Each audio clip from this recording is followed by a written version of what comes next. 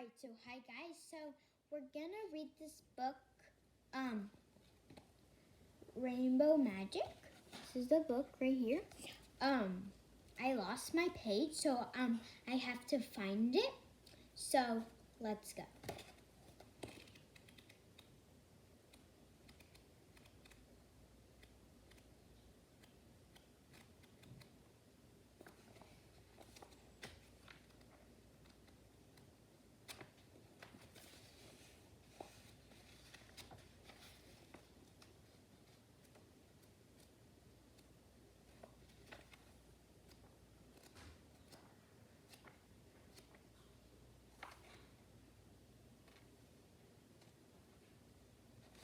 Alright, so guys, I started at this page, so I'm gonna start from this page, and then I'm gonna read another and then after I'm done this chapter, I'm gonna read one more chapter, and then and then we'll close the vlog. And you guys, just letting you know, I got this book. I got this book and this bookmark at the book fair. So yeah, this is really cute, right, guys? Look at the front and the back. Sorry, guys, my voice is kind of bad right now. All right, let's start reading. So let's go. All right. Time for a little Mercorn magic, said Evelyn, smiling. She reached up and broke off the biggest icicle. As soon as her wand touched it, the icicle started to shimmer like pearls, showing all of the colors of the rainbow. It reminds me of Topaz's corn, said Rachel. Evelyn trapped each of them on the shoulder with the icicle. At once they stopped feeling cold. It's like wearing an invisible coat, said Christy. The magic will last until the icicle, said Evelyn. She attached the icicle to the ears again and looked around. There wasn't a goblin in sight. Where shall we start looking? She asked. Let's go to the center of the village, said Rachel. That's where we'll find the goblin. She led the way along the street toward the square in the middle of the village. As they got closer, they heard someone shouting. What's that? Evelyn whispered in a trembling voice. They were close to the central center now.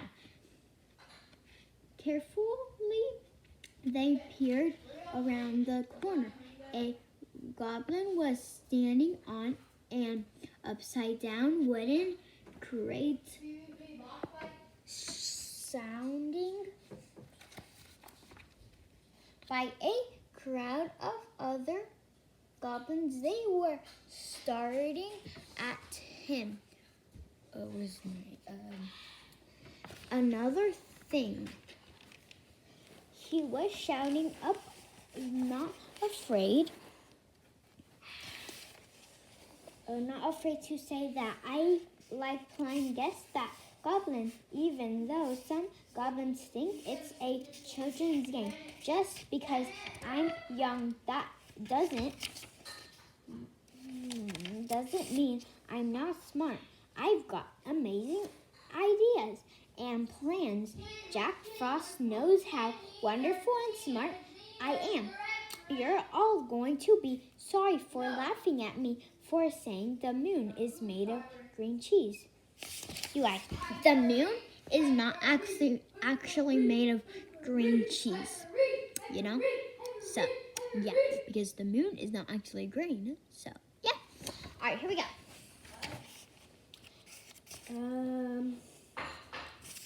Made of green cheese. I can prove it. He seems a bit confused, said Evelyn. Even for a goblin, "Oh my goodness," said Rachel. "Look at his feet." The loud young goblin was wearing sparkly orange sandals and a blue hat. Must be the goblin that we saw in the singing pool, said Chrissy. "He's got the pink gemstone." "Of course," said Evelyn. "That's why he feels so confident in front of all these other goblins. The pink gemstone gives you the groove to speak your mind. We can go up to him now," said Rachel.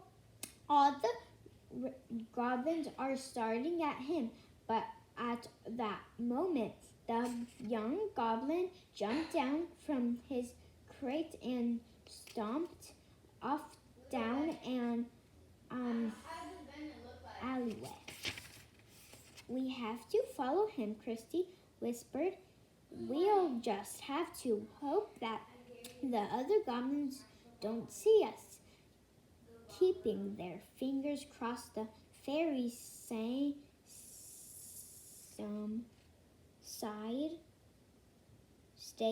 in the shadows and flirted along the side of the square.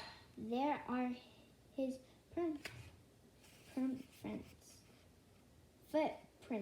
said Rachel. "Prints in the snow? They will lead us right to him."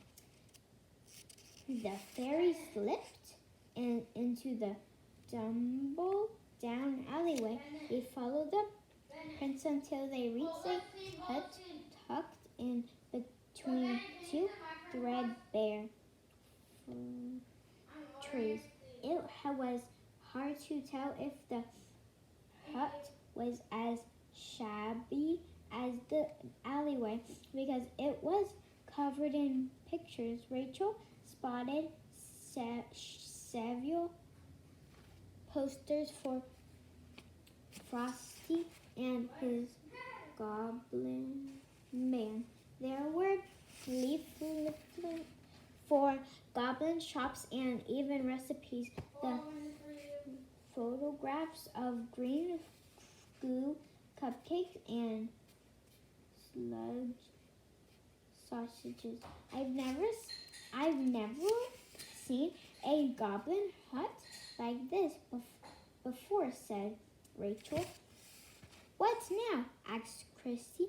"As soon as the goblin spots us, I'll throw the magical snowflake. We have to get in without being seen," said Evelyn. But now, alright guys, so we made it to the third chapter. I'm gonna read one more chapter and then I'm gonna pause and then I'm gonna get back on my tablet and then I'll probably read some more later. I don't know, but yeah. Let's read one more chapter. "There's no way we can get in," said Rachel. "The huts are tiny inside. The goblin would see us right away. Besides, there's hardly enough room for a mouse to creep in under the door, let alone a fairy." "Oh," said Christy, "suddenly you've given me an idea. Evelyn, could you turn us into mouse? If we were not that small, we could creep in under the door." "Yes, and we should be able to keep out of the goblin's sight," said Evelyn. Just then they heard goblin voices at the far end of the alleyway. "They're coming this way," said Rachel. "Hurry." Evelyn raised her wand and whispered a spell. Ears and tail, small and light, good at keeping out of sight. Change these fairies into mice. We'll find the gem stone in a trice. A whip of sparkling fairy dust sparkled from her wand and replied from Rachel to Christy and then back to Evelyn. As soon as it touched them, they felt fur trickled their faces. My ears are getting bigger, said Christy with a giggle.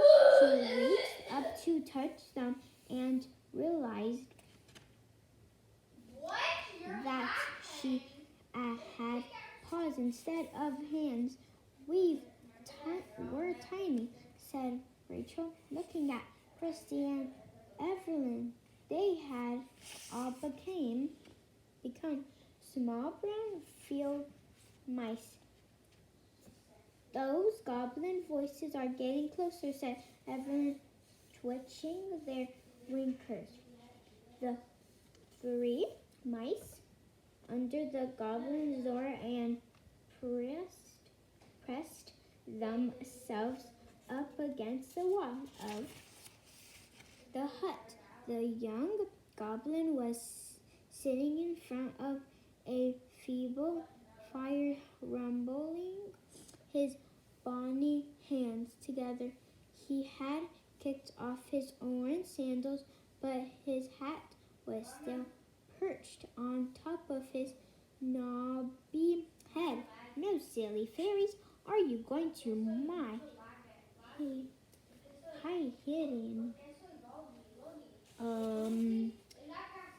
hiding place, he said, swacking with Lair. I'll be the first goblin each to beat the fairies, and man followed Jack Frost orders. I'll be made chef goblin. I'll get meals. I'll make the others call me sir. He reached out to a pile of green goo cupcakes on a little table and shoveled one into his mouth. There, never guessed I've hidden it in my chimney, he said, spraying green crumbs across the floor. And even they they're not going to wet to single their little wings. The mice exchanged worried glances. The goblin's right, Christy whispered. We can't get into the chimney as mice or as fairies. Alright guys, so I made it to the next chapter. See? Look. Alright. Now we are done with this video. So I'll probably read some later. I don't know if I'll read some, but I read a lot of this book.